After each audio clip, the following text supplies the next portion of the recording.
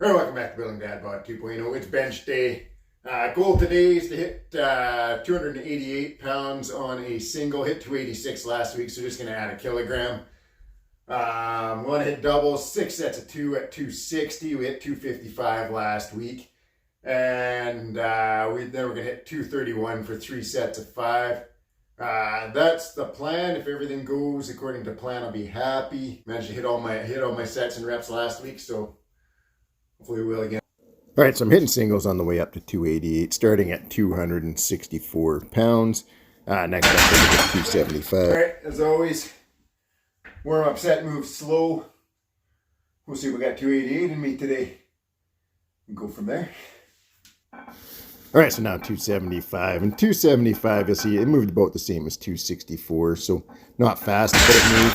All right, so now we're on to 288. Hit 286 last week, and 286 is usually a safe weight for me. It's heavy, but I don't generally fail it. As you can see here, I got 288, about 3/4, and then that was it. All right, that's not happening today. So being the stubborn person that I am naturally, I attempted it for a second time, and again, couldn't grind it out. I think I even got a little less that time. So then it was time for doubles, 261 for 6 sets of 2.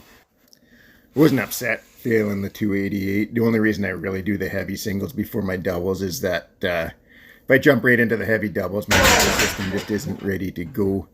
But I do got to think, okay, why did I fail 288? 286, like I say, I generally never fail 286. Something, no matter when I was heavier, I could hit it easy. When I was lost weight, I could still hit it. It was only about 3 or 4 weeks ago that I hit 291.5. And so I got to think what's changed. So the only thing that I really changed, I did a deload, lower body deload the week that I hit 291.5. And then after the deload, I shifted my deadlift day 1 day closer to bench press day. And I'm pushing weights on deadlifts for doubles. So like last session on Thursday, I did doubles at 407 for 5 sets.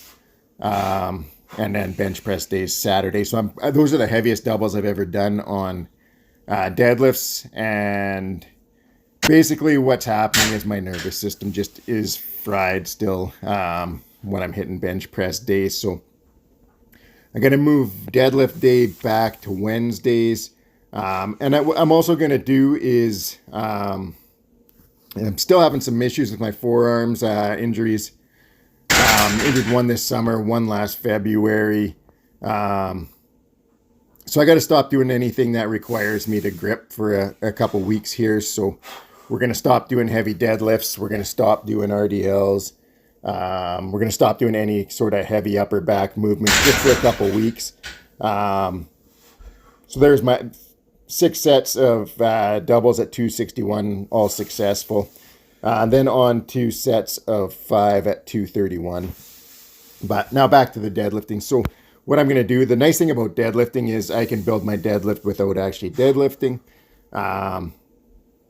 We're going to substitute in heavy leg presses and heavy cambered bar good mornings in place of deadlifts.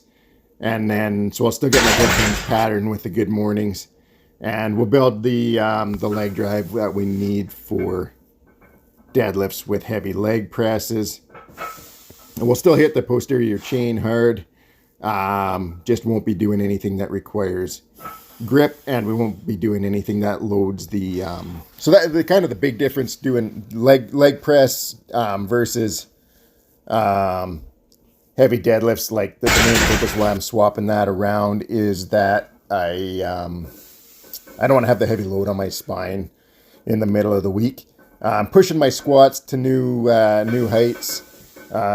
This week going for 225 doubles on box squats, and then we'll be up to we're pushing close to 300 pounds for sets of 5 with a straight bar. So between loading my spine there and then loading my spine on deadlifts, my nervous system just isn't recovering fast enough. At 45, it just, I don't recover from the really heavy weights, especially the ones loading the spine as I used to. So we're going to make the switch to leg press. Good mornings.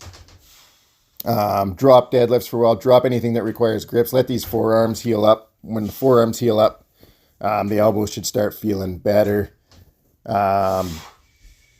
Days when I don't do heavy grip work with upper back, deadlift, stuff like that, the elbows feel a lot better. So I just need to let this couple injuries heal up, let the nervous system recover, and we'll see how that affects the bench press. But for me, that's the biggest factor right now in why the bench press is regressing a bit on the maxes. So it's regressing on the maxes, but my doubles keep going up. You can see the set of 5. I hit 5 the first set, then 4 and 4. So wasn't super happy with that. So next week, got to do the 231 again, and we'll hit 5, 5, 5. Guarantee it. Next week, we'll hit 3 sets of 5 on that. So just finishing up with accessories, doing some triceps and some rear delts, side delt work. So you can see here, I got the wrist cuffs on. So even here, I'm staying away from the grip work, letting the forearms recover. So I'll still be doing some side delts, rear delts, face pulls. I might even do some light rows, but everything will be with the wrist cuffs. Going to stay away from using the grip.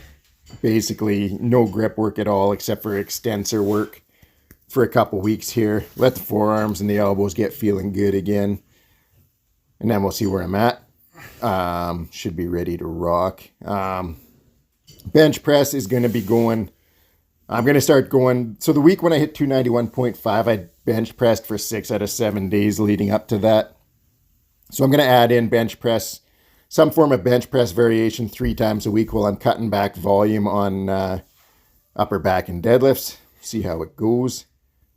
That's it for the workout, finishing off with some tape presses. Have a great night.